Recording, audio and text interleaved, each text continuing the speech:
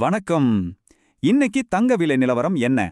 காலையில லைட்டா ஏறி இருக்கு, ஆனா சாயங்காலம் என்ன ஆகும்? அதுதான் இப்ப நம்ம பார்க்க போறோம். வாங்க அந்த அலசல பார்க்கலாம். சரி, முதல்ல இன்னைக்கு காலையில என்ன ஆச்சுன்னு பாத்துரலாம்.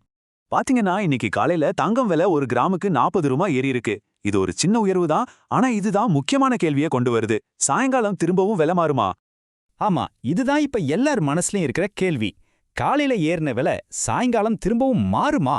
வாங்க இதுக்கான பதில தேடலாம். சாயங்காலம் என்ன ஆகும்னு கணிக்கிறதுக்கு முன்னாடி இப்போதைக்கு என்ன விலை இருக்குன்னு தெளிவா தெரிஞ்சுக்கலாம் வாங்க. இப்ப இருக்கிற அதிகாரப்பூர்வ விலைப்பட்டியலை பார்க்கலாம். முதல்ல எல்லாரும் கவனிக்கிற ஒரு விஷயம், 22 கேரட் தங்கம் 1 கிராமோட விலை இப்போதைக்கு 14,360 ரூபாய். இப்ப முழுசா பார்த்தோம்னா 22 கேரட் தங்கம் 1 சவரன் 1,14,880 ரூபாய்க்கும், 24 கேரட் தங்கம் 1 கிராம் 15,665 ரூபாய்க்கும் விக்குது.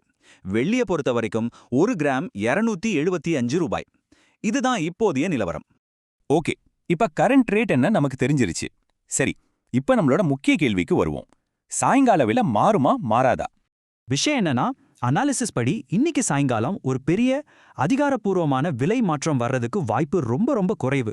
சோ பெரிய மாற்றத்தை நாம எதிர்பார்க்க வேண்டாம். ஆனா இங்க ஒரு சின்ன ட்விஸ்ட் இருக்கு.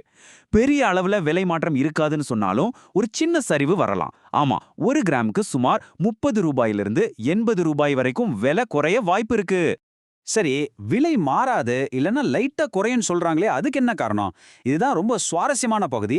வாங்க அதுக்கு பின்னால இருக்கிற காரணிகளை பார்க்கலாம். இங்க 2 முக்கியமான விஷயங்கள் நடக்குது. ஒன்னு, சர்வதேச மார்க்கெட்ல தங்கத்தோட விலை லேசா குறைஞ்சிருக்கு. ரெண்டாவது, நம்ம இந்திய ரூபாயோட மதிப்பு கொஞ்சம் வலுப்பெற்றிருக்கு, கிட்டத்தட்ட ஒரு 10 பைசா அளவுக்கு. இது ரெண்டும் தான் இந்த கணிப்புக்கு முக்கியமான காரணம். அப்போ என்ன ஆகுதுன்னா, இந்த 2 காரணிகளும் சேர்ந்து தங்க விலைய கீழே இழுக்குது. அதனால காலையில ஏறின மாதிரி சாயங்காலமும் இன்னொரு விலை உயர்வு வர்றதுக்கு வாய்ப்பே இல்லைன்னு சொல்லலாம். சொல்லப்போனா இது விலைய கொஞ்சம் குறைக்கத்தான் முயற்சி பண்ணுது. சரி, இன்னைக்கு கதை இப்படி இருக்கு. ஆனா தங்கத்துல முதலீடு பண்றவங்க எல்லாருமே கவனிக்க வேண்டிய ஒரு பெரிய விஷயம் வரப்போகுது. அடுத்தது என்னன்னு பார்க்கலாம். அதுதான் அமெரிக்க ஃபெடரல் வட்டி விகித கூட்டம்.